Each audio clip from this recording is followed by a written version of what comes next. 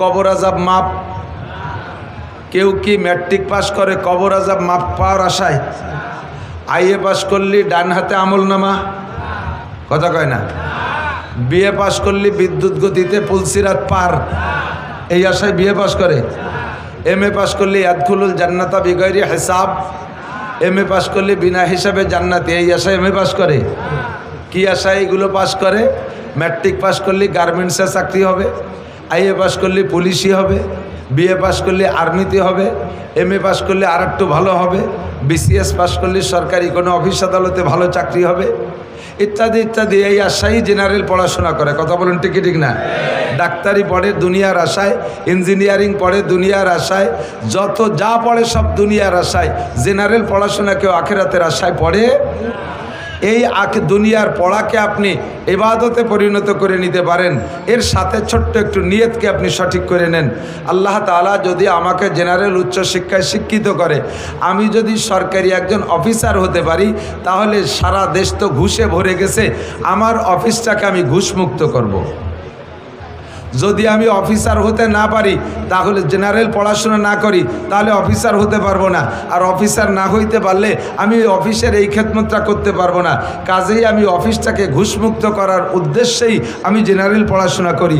আর এই উদ্দেশ্যে পড়াশোনা করে যদি সে অফিসের ভিতরে ঘুষমুক্ত অফিস গড়তে পারে, তাহলে সে যেদিন থেকে পড়া শুরু করছে, সরে আ থেকে নিয়ে ABCD থেকে নিয়ে জীবনে জেনারেল পড়ার জন্যে যতগুলো অক্ষর পড়বে, হরফ পড়বে, প্রত্যেকটা হরফে হরফে আল্লাহ তাআলা একটা করে নেকি দান করবে।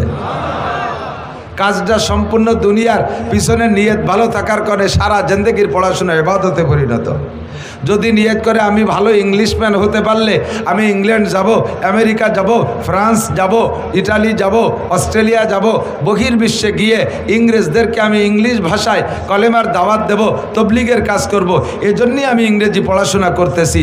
এমন নিয়ত করে যদি সারা জীবন ভরে ইংরেজি পড়ে, সারা জীবনের সমস্ত ইংরেজি পড়া তার ইবাদতে পরিণত হয়ে যাবে। ব্যবসা বাণিজ্য করে এই উদ্দেশ্যে আমি হালালভাবে ব্যবসা করব। ক্বালা রাসূলুল্লাহ সাল্লাল্লাহু আলাইহি ওয়াসাল্লাম আত-তাজিরুস সাদুকুল আমিন ইহশারুনা ইয়াউমাল কিয়ামাতে মাল আম্বিয়া ওয়াস সিদ্দিকিনা ওয়াস শুহাদা। বিশ্বনবী মুহাম্মদুর রাসূলুল্লাহ সাল্লাল্লাহু আলাইহি ওয়াসাল্লাম বলেছেন, ন্যায় নিষ্ঠা সত্য সঠিক ব্যবসায়ী, যার পুঁজি হালাল, ব্যবসার ভিতরে মিথ্যা কথা বলে না, মাপে বেশি আনে না, মাপে কম দেয় না, মালে ভেজাল দেয় না, মিথ্যা কসম খেয়ে বেচাকেনা করে না, এইরকম সত্য সঠিক ব্যবসায়ী আজান হওয়ার সাথে সাথে শাটার বন্ধ করে দিয়ে মসজিদে নামাজ পড়তে চলে যায়। নামাজের পরে আবার আল্লাহর হুকুম, ইযা কুদিয়াতিস সালাতু ফান্তাশিরু বিল আরদ ওয়াবতাগু মিন ফাদলিল্লাহ। নামাজ আদায় করা হয়ে গেলে মসজিদে বসে দুনিয়াবি খোশ গল্পের ভিতরে মশগুল হয়ে না, অন্য কোনো কামকাজে জড়ে পড়ো না। চলে যাও তোমার কাজে, তুমি চলে যাও, ব্যবসায় চলে যাও, চাকরিজীবী ডিউটিতে চলে যাও, শিক্ষক মণ্ডলী তোমার শিক্ষালয় বিদ্যালয় চলে যাও, কৃষক তোমার মাঠঘাটে চলে যাও। এভাবে আল্লাহর হুকুম আসছে, সেই হুকুম পালন হিসেবে আমি আবার নামাজের পরে দোকানে চলে আসব। তাহলে এই দোকানের পিছনে 1 নম্বরে দোকান পরিচালনা করবে সত্য সঠিকভাবে, 2 নম্বরে উদ্দেশ্য থাকবে এর থেকে হালাল রুজির উপার্জন করব। ক্বালা রাসূলুল্লাহ সাল্লাল্লাহু আলাইহি ওয়াসাল্লাম কাসবুল হালালে ফরিদাতুন বাদাল ফরিদা। আল্লাহর সকল ফরজ বিধান পালন করার পরে, আল্লাহর সকল ফরজ বিধান পালন করার, বলেন পালন করার পরে ফরজ বিধান নামাজ, ফরজ বিধান রোজা, ফরজ বিধান হজ, ফরজ বিধান যাকাত, ফরজ বিধান পর্দা, ফরজ বিধান সত্য কথা, এই জাতীয় ফরজ বিধান যেগুলো আছে এগুলো পালন করার পরে আল্লাহ রসুল বলেন কাসবুল হালালে ফরিদা, কাসবুল হালালে ফরিদা, হালাল রুজি উপার্জন করা ফরজ। আমি সেই উদ্দেশ্যে আসছি দোকানে ব্যবসা বাণিজ্য করব। আল্লাহ নবী বলেন এই জাতীয় ব্যবসায়ী যারা আছে তাদেরকে কিয়ামতের ময়দানে আল্লাহ পাক নবীদের সাথে, শহীদদের সাথে, সিদ্দিকিনদের সাথে, নবীদের সাথে, বলেন কাদের সাথে? শহীদদের সাথে, সিদ্দিকিন, আবু বকর সিদ্দিকের মতো সিদ্দিকিনদের সাথে বিনা হিসাবে আল্লাহ তাআলা জান্নাতে পাঠিয়ে দিবেন। ব্যবসাটা আমি মনে করি সম্পূর্ণ দুনিয়া। এই দুনিয়াটাকে আপনি ইবাদতে পরিণত করতে পারেন, আখিরাত বানাইতে পারেন, তার সাথে যদি নিয়তটা খালেস রাখেন। আমি দান করব, টাকা পাবো কোথায়? ব্যবসার মাধ্যমে মোটা ইনকাম হবে, আমি সময় মতো জাকাত দেব, আমি কোরবানি করব, আমি হজ করব, গরিবরা আসবে, মিসকিনরা আসবে, মাদ্রাসার মাহফিলের কালেকশন হবে, ওই দিন আমি মোটা মোটা দান করব, এই আশা আমি ব্যবসা বাণিজ্য করে বড় হচ্ছি। তাহলে আপনার সারা জিন্দেগির ব্যবসা সম্পূর্ণ ইবাদত হবে, আর নবী আর শহীদদের সাথে সিদ্দিকিনদের সাথে জান্নাতি হবেন। একে বলে কাম্মিন আমালিন ইউতাসাওয়ারু বিসূরাতিন আমালিদ দুনিয়া সুম্মা ইয়াসিরু মিন আমালিল আখিরা। পুকুর খনন করেছেন দুনিয়ার প্রয়োজন মেটানোর জন্য, নিয়ত থাকবে এর ভিতরে মাছ ছাড়বো, আর এর ভিতরে যে ভালো পানি হবে শুধু আমি একা ব্যবহার করব না, আমার এলাকার প্রতিবেশী সকলে তো পুকুর খনন করতে পারে না, যারা গরিব মানুষ পুকুর খনন করতে পারে না, আমার পুকুর থেকে পানি নিয়ে তারা পানি ব্যবহার করবে। আমি সুন্দর একটা টিউবওয়েল দেব, এটা নিছক দুনিয়ার প্রয়োজনের জন্যে, দুনিয়ার প্রয়োজনের জন্য টিউবওয়েল, আমার এই টিউবওয়েলে ভালো পানি হবে, আমিও ব্যবহার করব, আশপাশের মানুষকে ব্যবহার করার অনুমতি দেব, সুযোগ দেব। তাহলে এই দুনিয়ার সব কাজগুলো আপনার জন্য সদকা হিসেবে আল্লাহ পাক লিখে দিবেন, সৎকার খাতায় লেখা হয়ে যাবে। পুকুরে যত পানি মানুষে খাবে, নিয়ে যাবে, পানি ব্যবহার করবে, সব আপনার আমল নামায় দান আর সৎকা হিসেবে লেখা হয়ে যাবে। যেদিন মাছ ধরবো পুকুর থেকে, ঘের থেকে, সেদিন গরিবরা আসবে, তাদেরকে কিছু মাছ টাছ দিয়ে দেবো, মাদ্রাসায় কিছু মাছ দিয়ে দেবো, এতিমখানায় কিছু মাছ দিয়ে দেবো। এমন নিয়ত করে আপনি দুনিয়ার পুকুর খনন করবেন, আর এই পুকুরে মাছের চাষ করবেন, ঘের বেড়িতে মাছের চাষ করবেন, এই দুনিয়া সম্পূর্ণ আপনার ইবাদতে পরিণত হয়ে যাবে। পক্ষান্তরে নবী পাক বলেন ওয়াকাম মিন আমালিন ইউতাসাওয়ারু বিসূরাতিন আমালিল আখিরা সুম্মা ইয়াসিরু মিন আমালিদ দুনিয়া বিসুইন নিয়াহ। আবার দেখা দৃষ্টিতে অনেক কাজ আছে, যেই কাজগুলো দেখতে একেবারে খালেস দিনের কাজ, এর মধ্যে কোনো ভেজাল নাই, 100% দিন মনে হবে, অথচ ওর পিছনে নিয়ত যদি খারাপ থাকে, দিনের এই কাজটা তোমার আখেরাতে 1 পয়সাও কাজে লাগবে না, এইটা সম্পূর্ণ দুনিয়ায় পরিণত হয়ে যাবে। যেমন তুমি মসজিদ বানাইছো, মসজিদের চাইতে দিনের আর বড় কোনো কাজ হতে পারে না। প্রাতিষ্ঠানিকভাবে সবচাইতে ভালো কাজ হলো মসজিদ বানানো। কথা বলেন ঠিক ঠিক না? মসজিদ হলো কার ঘর? আরো জোরে, আল্লাহর ঘর। আল্লাহর ঘর বানাই দিলে নবী পাক বলেন মান বানা মসজিদাল্লাহ বানাল্লাহু লাহু বাইতান ফিল জান্নাহ। যে ব্যক্তি আল্লাহর ঘর মসজিদ নির্মাণ করে, আল্লাহ তাআলা তাকে জান্নাতের মধ্যে একটা বালাখানা বানাইয়া দেয়। ইন্নামা ইয়ামুরু মাসাজিদাল্লাহি মান আমানা বিল্লাহ। আল্লাহ পাক বলেন যারা মসজিদ নির্মাণ করে, মসজিদ আবাদ করে, মসজিদের সাথে যাতায়াত করে, মসজিদের খেদমত করে, ফ্যানটা নাই লাগাইয়া দেয়, কয়েল প্রয়োজন লাগাইয়া দেয়, মোমবাতি নাই লাগাইয়া দেয়, লাইটটা কেটে গেছে কিনে দেয়, মসজিদে মাদুর নাই কিনে দেয়, মসজিদের ইট খসে গেছে সেটুকু সংস্করণ করে দেয়, ফ্লোরটা ভেঙে গেছে ঠিক করে দেয়। এক কথায় মসজিদের সাথে খেদমতে যারা লোক লেগে থাকে, আল্লাহ পাক বলেন আমি তাদেরকে মোমেন ভুলে ঘোষণা দিলাম। আর যারা আল্লাহ পাক যাদেরকে মোমেন বলেছেন, আল্লাহ তাদের সম্পর্কে বলেন কদ আফলাহাল মুমিনুন। মোমেনরা সকলে সফল, মোমেনরা সকলে সফল। এই সফলতার প্রতিদান দিবেন আল্লাহ পাক ফিরদাউসি নুজুলা। সমস্ত মোমেনদেরকে জান্নাতুল ফিরদাউসে বসাইয়া আল্লাহ পাক নিজ হাতে 500 বছর পর্যন্ত মেহমানদারি করাবে। কাজেই মসজিদ বানানো অনেক বড় কাজ। কথা বলেন ঠিক ঠিক না? ইবাদতের ভিতরে প্রথম কাতারের, নফল ইবাদতের ভিতরে প্রথম কাতারের মসজিদ। এই মসজিদটা বানাইয়া যদি তার গায়ে নেম প্লেট লিখে দেন, অমকের বেটা অমক এত সালে এত টাকা ব্যয়ে মসজিদ নির্মাণ করেছে, এত সুন্দর একটা কাজ আপনার বানানো মসজিদের থেকে, মসজিদে নামাজ পড়া লক্ষ লক্ষ মানুষ কিয়ামত পর্যন্ত জান্নাতি হবে। আল্লাহর কসম, আপনি নেম প্লেটটা লাগানোর কারণে আপনি একটা নেকিও মসজিদের থেকে পাবেন না, একটা নেকিও আপনি মসজিদের থেকে পাবেন না। মসজিদ বানাইয়া এরপরে সভাপতি হওয়ার জন্য পাল্লা, আরে মসজিদ দিছি বানাইছি আমি, টাকা বেশি দেওয়া আমার, কাজে এর সভাপতি আমরা হব, বংশানুক্রমে আমার বংশেই সভাপতি আর সেক্রেটারি চলতে থাকবে। এই মসজিদে নামাজ পড়ে আর বেটারা ভেসতে যাবে, তোমরা কয়বা বেটা কিছুই পাবা না। কতক্ষণ না কা ইন্নামাল কাম্মিন আমালিল তাসর বিসূরাতিন আমালিল আখিরা। দেখতে 100% আখিরাতের কাজ, অথচ এর ভিতরে আখিরাতের কিচ্ছু নাই, সম্পূর্ণ দুনিয়া। এটা আপনি করেছেন শিরিক ফিল ইবাদত। অথচ আল্লাহ পাক রব্বুল আলামিন বলেন ইবাদত করবা তো ইবাদতের মধ্যে শিরিক করবা না। ওয়ালা ইউশরিক বিইবাদাতি রাব্বিহি আহাদা। প্রত্যেকটা ইবাদত হবে একমাত্র কার জন্য? আরে ভাই বলেন কার জন্য? নামাজ কার জন্য? রোজা কার জন্য? মসজিদ কার জন্য? আজকের দান করছেন কার জন্য? 2000 ইট দিয়েছি, 5000 ইট দিয়েছি। হুজুর পাকের নাম কতি ভুলে গেছে। 100টে অনেক কয়জন কইছে, ওনার নামটা কই নাই। ওই পাশে যে মোহতান সাহেবের গলা চিপে ধরছে, ফিরে আবার যাই দেখিস তোর ইট দিয়ে কয় মাথা ফাটা বেলায় দেবো। বেটারা 2000 দেয়, তাকে নামে মার হবা, আর আমি 5000 দিচ্ছি, আমার নামে মার হওয়া নাই। আল্লাহকে ওরে মার থবা, একটা নেকিও পাবা না। তুমি 5000 ইট দিয়েছো কি জন্য? তোমার নামটা এলান হবে, তোমার নামটা জোরে সোরে মার হওয়ার সাথে বলা হবে। এ জায়গা মসজিদে ইট দিয়েও তুমি নেকি পাবা না। এর নাম শিরিক ফিল ইবাদত। কাজ করে সেখান থেকে মানুষের কাছ থেকে প্রশংসার লোভ করা, ভালো কাজ করে ধর্মের কাজ করে মানুষের কাছে প্রশংসার লোভ করা, এর নাম হলো শিরিক ফিল ইবাদত। চাচা আপনি তো আগে নামাজ পড়তেন না, এখন যে ভালোই নামাজ পড়েন। আর কত কালে নামাজ না পড়ে উপায় আছে? বাড়ি ভিটিকে জ্বালায়, তিকার কায়দা নাই, সেই বাড়ি থারি কায়দা নাই, মসজিদে না আইছে উপায় নাই, এই জন্যই দায় ঠেয়ে মসজিদ দিয়েছে। এই হলো ইবাদত। আপনি তো আগে দাড়ি রাখতেন না, এখন যে দাড়ি রাখেন, কয় যে দাড়ি না রাখলে মানসি কি কয় বুড়ো বয়সে। তাহলে যে দাড়ি রাখছেন, এই দাড়ি কার জন্য? রসুলের জন্য, আল্লাহর জন্য, না মানুষের মুখ বন্ধ করার জন্য? এই দাড়ি রাখা হয়ে যাবে আপনার খাইজনি চুলকনি জাত, আপনি খাইজতি থাকবেন দাড়ি রাখলে বলে খাইজুয়ে। তে দাড়ি রাখার খাইজনি চুলকনি আপনি খাইজবেন, চুলকবেন, অথচ নেকি পাবেন না। কারণ এই দাড়ি আপনি আল্লাহ রসুলের জন্য রাখেন নাই, সুন্নতের মহাব্বতে রাখেন নাই, এটা রাখছেন মানসি কি কবে সেই কথা ঠেকানোর জন্যে। আব্বা মারা গেলে 5টা গরু জবাই দিয়ে 5000 মানুষকে খাওয়াই দেয়া, এ কাজটা গুনাহ না নেকি? 5টা গরু জবাই দিয়ে খাওয়াই দিলি গুনাহ। আমার আব্বা মারা গেছে, আমার তৌফিক আছে, আমি 5 লাখ টাকা দিয়ে 5টা গরু কিনে জবাই দিয়ে মানুষকে খাওয়াই দেবো, তাহলে এটা গুনার কেস? এটা তো 100% নেকি, কোনো গুনাহ নাই, সাবধান। তবে 4 দিনের দিন করতে হবে, আর 10 দিনের দিন করতে হবে, আর 40 দিনের দিন করতে হবে, আর বাপের মৃত্যুবার্ষিকী টার্গেট করে সেই দিন করতে হবে, এইটা গুনাহ।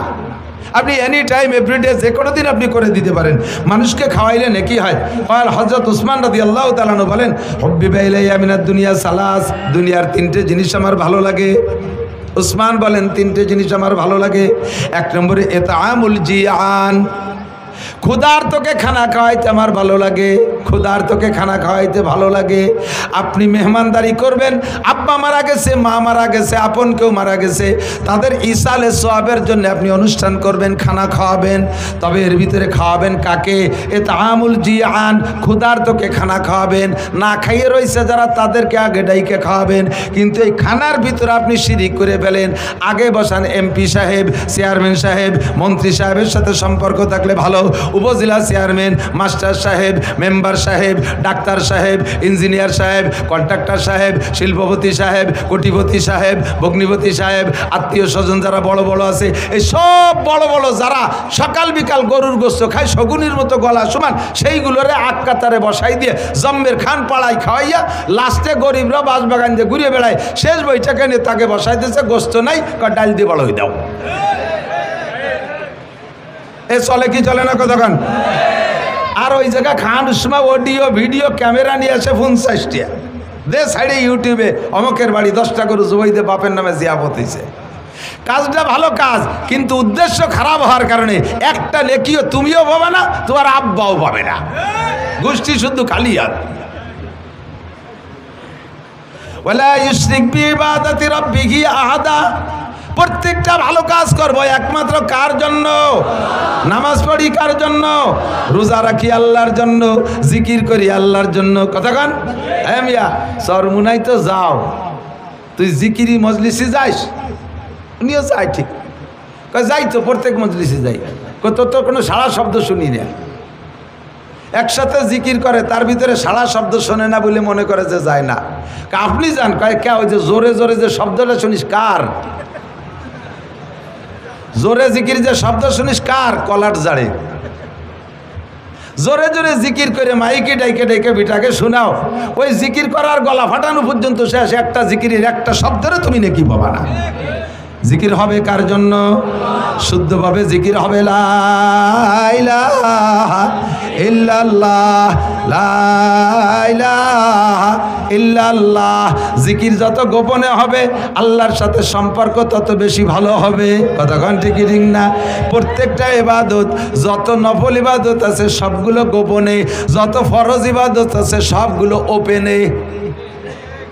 কাম মিন আমালিন ইউতাসাওয়ারু বিসূরাতিন আমালিদ দুনিয়া আমালিল আখিরা সুম্মা ইয়াসিরু মিন আমালিদ দুনিয়া বিসুইন নিয়াত। মাদ্রাসা করছি এর দ্বারা যদি আমার প্রশংসার লোভ হয়, মসজিদ করছি যদি প্রশংসার লোভ হয়, এই বয়ান বক্তৃতা করি এখানে যদি আমার প্রশংসার লোভ হয়, ওয়াজ করে নেমে যাওয়ার পরে আমার ভিতরে কামড় দেয়, আমি কান খাড়া রাখি, দেখি আজকের শ্রোতারা কি মন্তব্য কয়, কি কি আলোচনা করে। যদি শুনি যে আজকে ফাটাফাটি বয়ান হয়েছে, খুশিতে এসে ঘরের মধ্যে কই যে তাই তো গলা ভাঙ্গা, এই জন্যই তো ভালো কথি পারলাম না, তাতেই এরকম হয়েছে।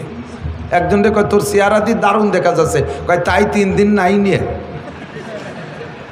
3 দিন গোসল করি নে, তাতে এরম দেওয়া আছে। গোসল করলে কিরম হতো, গলা ভাঙ্গে গেছে তাই আজকে ফাটাই দিছে, আর যদি গলা ভালো থাকতো তাহলে কি দিতাম। এই 2 ঘন্টার বয়ানে আপনারা হিদায়ত পাবেন, ইউহদা বিহি ওহুয়া লা ইয়াহতাদি। আমার বয়ানে হিদায়ত পেয়ে আপনারা জান্নাতে যাবেন, আমি বক্তা শূন্য হাতে জাহান্নামে চলে যাব।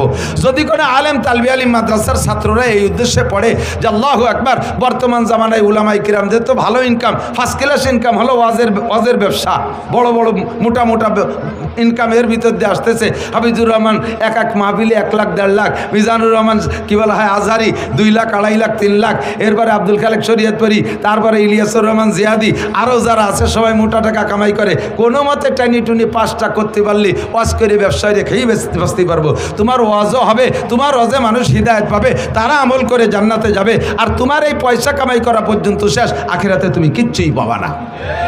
কাম মিন আমালি ইউতাসাওয়ারু বিসূরাতিন আমালিল আখিরা, দেখতে আখিরাতের কাজ, অথচ তার পিছনে নিয়ত খারাপ হওয়ার কারণে আমি আলেম হইতেছি, পীর হব, দেশের মানুষ আমার কাছে মুরিদ হবে। পীর ব্যবসাটা বড় সহজ ব্যবসা। আরে আমরা বক্তারা 2 ঘন্টা আমরা খাইতে এই কামাই করি, ফাঁকি দিয়ে টাকি ধরিয়ে নিয়ে যাই না। এই ফ্যান চলতেছে উপরে, তারপরে ঘামিয়ে যাচ্ছি, 2 ঘন্টা খাইটে পিঠে গলা ফাটাইয়ে তারপরে কয়টা টাকা দেয়। আর পীরগে ব্যবসা কি কায়দা, সহজে বসে থায় জায়গায় বসে মুরিদরা মুসাফা করিয়ে বস্তা বইয়ে ডেলি দিয়ে চলে যায়। আমি যদি হুজুর হতে পারি বড় পীর হব, পীরও হবা হুজুরও হবা, তোমার কাছ থেকে মানুষে মুরিদ হইয়া আমল করে তারা জান্নাতে যাবে, তোমার ওই হাদি একা পর্যন্ত শেষ, তুমি এর দ্বারা আখিরাতে কিচ্ছুই পাবা না। কথা বলেন ঠিক ঠিক না? কাম মিন আমালিন ইউতাসাওয়ারু বিসূরাতিন আমালিল আখিরা সুম্মা ইয়াসিরু মিন আমালিদ দুনিয়া বিসুইন নিয়াত। এই জন্য নবী পাক হাদিস বলেন, আর বুখারী শরীফের একেবারে প্রথম হাদিস, ইন্নামাল আমালু বিন্নিয়াত, প্রত্যেকটা কাজ নির্ভর করে নিয়তের উপরে। আল্লাহ তাআলা আমাদের আজকের মাহফিলের ভিতরও নিয়তটা সহি করা তৌফিক দান করে, বলেন আমিন। বেশি কথা বলবো না, বেশি কথা বলবো না, যে কটা বলবো সে কটা মনে রাখার চেষ্টা করবেন। কিছু পুরনো আজ নিয়ে আসছি, কারণ সময় সাপেক্ষে। কোরআন হাদিস তো আল্লাহ পাক আল্লাহ রসুল এমনভাবে সাজাইছে যা 1,500 বছর আগেও চলতো, আর 1,00,000 বছর পরেও যদি দুনিয়া থাকে তাহলে একইভাবে কোরআন হাদিস প্রযোজ্য হবে। কথা বলুন ঠিক ঠিক না? চলবে কি চলবে না? তো এক সময় বলতাম, গতানুগতিকভাবে বলে গেছি, বর্তমান প্রেক্ষাপটে এসব কথাগুলো আমাদের সামনে, চোখের সামনে চলে আসছে। আজকে দুনিয়া আছে না নাই? বাংলাদেশ আছে না নাই? পৃথিবী আছে না নাই? এই পৃথিবী একদিন থাকবে না, এ ঘটনা সত্য না মিথ্যা? কিয়ামত হবে কি হবে না? ধ্বংস হবে না? কিয়ামত 3 প্রকার, একটা হলো কিয়ামতে সুগরা, আর একটা কিয়ামতে উস্তা, আর একটা কিয়ামতে কুবরা। একটা হলো পার্সোনাল কিয়ামত, আর একটা হলো জাতিগোষ্ঠীর কিয়ামত, আর একটা হলো আন্তর্জাতিক কিয়ামত। এই 3টা কিয়ামতে ইজা ওয়াকাতিল ওয়াকিয়া লাইসা লিওয়াকাতিহা কাযিবা। কোরআনে সূরা ওয়াকিয়ার ভিতরে আল্লাহ পাক বলেন এই 3টে ঘটনা ঘটবে, 3টাই ঘটবে, আর 3টা ঘটার মধ্যে কোনো সন্দেহ নাই। পার্সোনাল কিয়ামত হলো মাম্মা তাকাদ কামাত কিয়ামাতুহু ক্বালা রাসূলুল্লাহ সাল্লাল্লাহু আলাইহি ওয়াসাল্লাম, নবী পাক বলেন যে যেদিন মারা গেল তার কিয়ামত সেদিন হয়ে গেল। তার কিয়ামত সেদিন, যে যেদিন মারা গেল তার কিয়ামত হয়ে গেল। ওই আন্তর্জাতিক কিয়ামত আমরা দেখব না, সারা দুনিয়া যে ধ্বংস হবে ওইটা হলো ইন্টারন্যাশনাল কিয়ামত। আন্তর্জাতিক কিয়ামত, এই কিয়ামত এ জায়গা যারা বসা আছেন, আমি কসম খেয়ে বলি, এ জায়গা যারা বসা আছেন 6, 5, 2, 4 বছরে পোলাপান থেকে নিয়ে 70, 80 বছরে বুড়ো যারা আছেন, আমরা এখানে কেউ সেই আন্তর্জাতিক কিয়ামত দেখব না। সে সময় আমরা দুনিয়ায় থাকবো না, ওটা দেখবে ওই সময় যারা দুনিয়ায় থাকবে তারা। কতক্ষণ? আর অবশ্যই এখন যারা আছি তারা অত হায়াত পাবো না। বলেন যে যদি আগামী শুক্রবারে কিয়ামত হয় তাহলে পাবো না কেন? অত গুড় আইশ্বর না। আগামী শুক্রবারে কিয়ামত হবে না, কিয়ামত হবে মুহররমের 10 তারিখ। কয় তারিখ? আলে একটু কথা কয় না আমার সাথে। কয় তারিখ কিয়ামত? কয় তারিখ? আগস্টের 5 তারিখ। কিয়ামত কয় তারিখ? আগস্টের 5 তারিখে একটা কিয়ামত হয়ে গেছে, এটা হলো সেকেন্ড কিয়ামত। এটাকে কিয়ামতে উস্তা, একটা জাতিগোষ্ঠীর কিয়ামত। আর আন্তর্জাতিক কিয়ামত যেটা সারা দুনিয়া জুড়ে হবে, এটার তারিখ আল্লাহ পাক বলেন ইন্নাল্লাহা ইনদাহু ইলমুস সাআ। ওই কিয়ামতটার তারিখ একমাত্র কে জানে? আল্লাহ জানে। কথা বলেন ঠিক কি ঠিক না? তো মুহররমের 10 তারিখে কিয়ামত হবে। কয় তারিখ? এবং সেদিন শুক্রবার হবে। 4-5 বছর আগে সম্ভবত আমার মনে হয় 4-5 বছর আগে এইরকম হঠাৎ করে ডায়েরি খুলে দেখি আর 2 দিন পর শুক্রবার, তাও মুহররমের 10 তারিখ। যে এই বারান কাবি উঠছে আল্লাহ, এইভাবে মিলিয়ে গেল, তাই তো আর থাকতে পারলাম না, কিয়ামত তো হয়েই যাবে। পরে আমি কোরআন হাদিস মিলেই দেখি কিয়ামতের আগে বড় 10টা ঘটনা ঘটবে। ওই 10টা ঘটনা না ঘটা পর্যন্ত কিয়ামত হবে না। যদি আল্লাহ সত্য হয় তাহলে তার রসুল সত্য, রসুল সত্য হলে তার হাদিস সত্য, তার হাদিস সত্য হলে এই শুক্রবারে কিয়ামত হবে না, এই কথাও সত্য। কথা বলুন ঠিক কি ঠিক না? তার ভিতরে একটা হলো দাজ্জাল আসবে। অরিজিনাল দাজ্জাল 1 চোখ কানা, অর্থাৎ 1 চোখ কানা আর 1 চোখ আছে। এ আবার দেখলে বোঝা যায় যে এই চোখটা কানা হয়ে গেছে, এইটা আছে, কিন্তু এর জায়গাটা তো রয়ে গেছে। কিন্তু তা না, এই দাজ্জালের পুরো কপালে মাত্র একটাই চোখ হবে। ওর ডান হাতে থাকবে দোজক আর বাম হাতে থাকবে বেহেশতে। আসলে উচিত ছিল কি, বেহেশতে কোন হাতে? ডান হাতে। আর দোজক থাকলে ওর বাম হাতে বেহেশতে আর ডান হাতে দোজক। ওর কথা যে শুনবে তাকে লাখ লাখ কোটি কোটি টাকা দিয়ে দুনিয়ায় প্রতিষ্ঠিত করে দেবে, এর নাম হলো জান্নাত। তার কথা যে না শুনবে তাকে মেরে এপাশে ফেলাই দেবে। তার হাতে থেকে কেউ বাঁচতে পারবে না যদি কেউ তাকে মারার ইচ্ছা করে।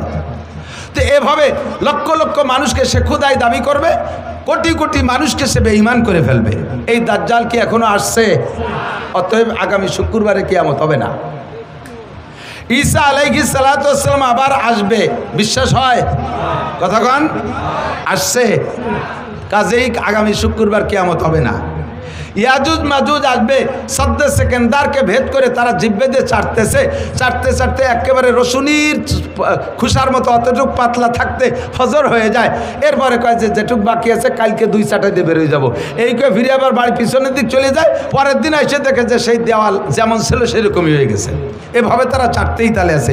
হঠাৎ করে কিয়ামতের আগে একদিন তারা এইটুক আজকে না চাটি আর পিছনে যাবে না, একে চাটাই দিয়ে বের হয়ে এদারে চলে আসবে। লক্ষ লক্ষ কোটি কোটি দুনিয়ায় সভ্য মানুষের চাইতে ওদের সংখ্যা কয়েক গুণ বেশি হবে।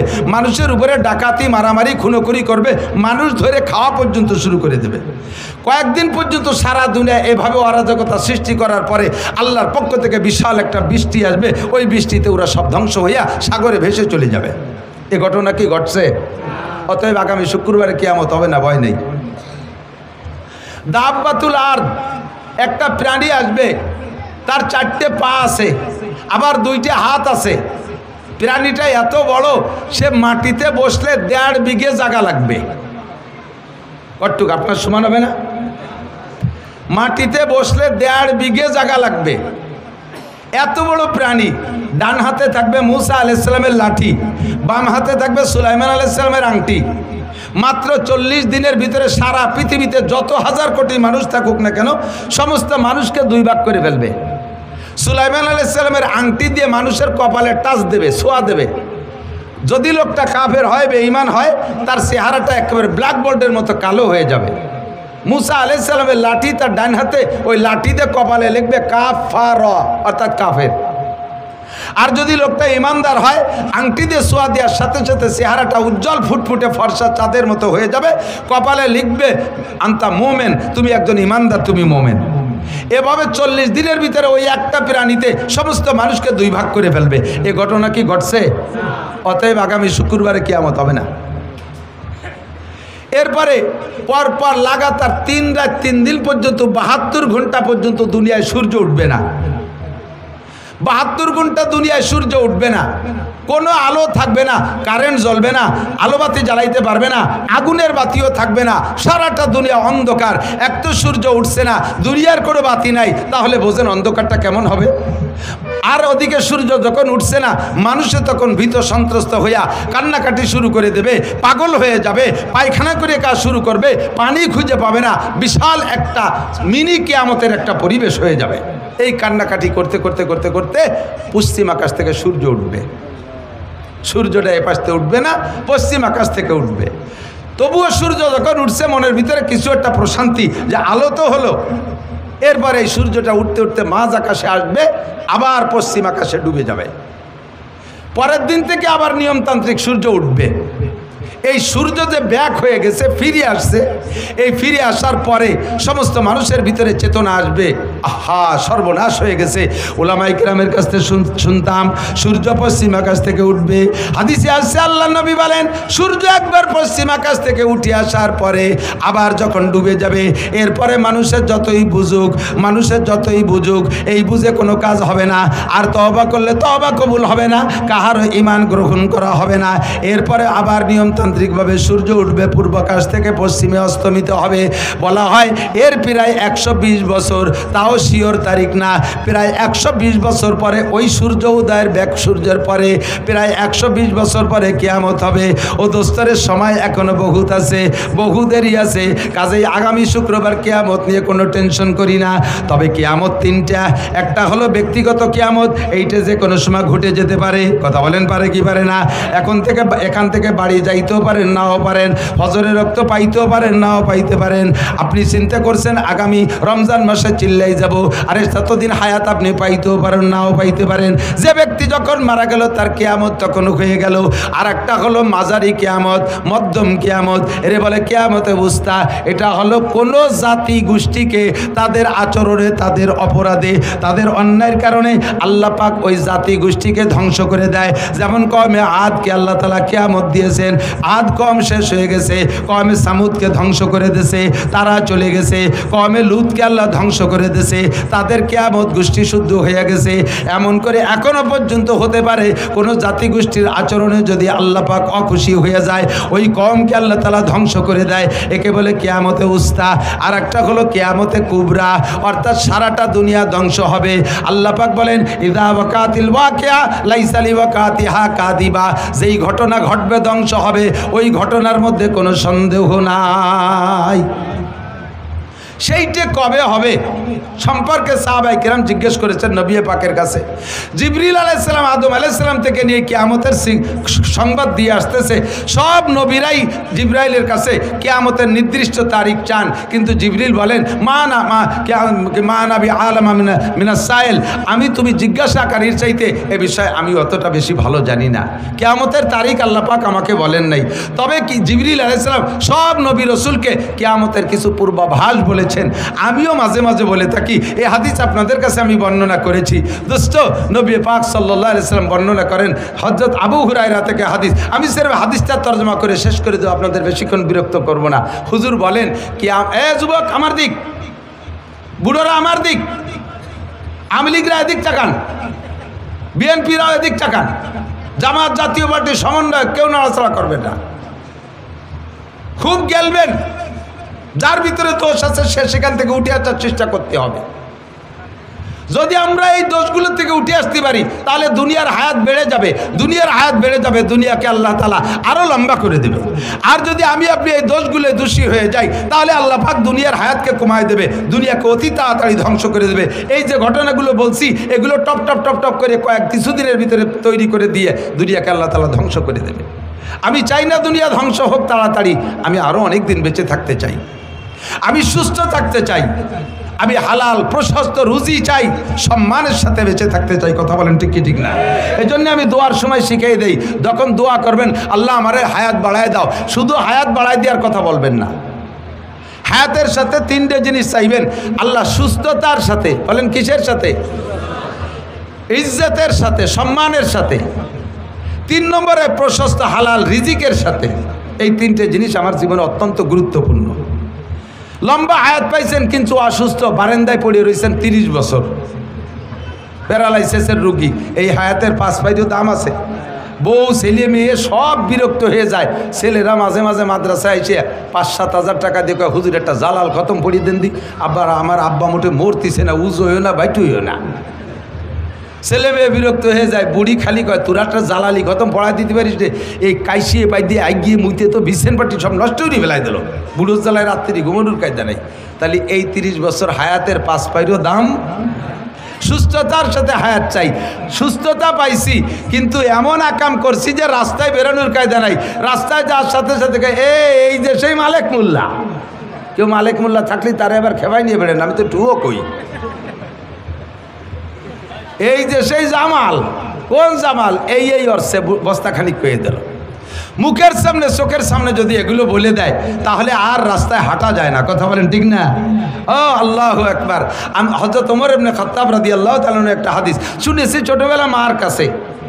আমি ভাবতাম যে আমার মার বুদ্ধি দিয়ে বলে, মা বয়স বুদ্ধিমতী মহিলা, তাই তার জ্ঞান দিয়ে বলে। পরে হাদিস পড়তে যেয়ে দেখি আমার মা হযরত ওমর রাদিয়াল্লাহু তাআলা হাদিস বলেন। মা আমাকে আমি যখন একটু বড় হয়ে উঠছি, মা আমারে নসিহত করে, কয় বাবা এই যুবক আমার দিক তাকাও, রাতের বেলা এমন কাম করবা না যাতে দিনের বেলা মানুষের সামনে মুখ দেখাইতে লজ্জা হয়। ছোট্ট নসিহত মনে রাখবা, রাতের বেলা এমন কাম করবা না যাতে দিনের বেলা মানুষের সামনে মুখ দেখাইতে লজ্জা হয়।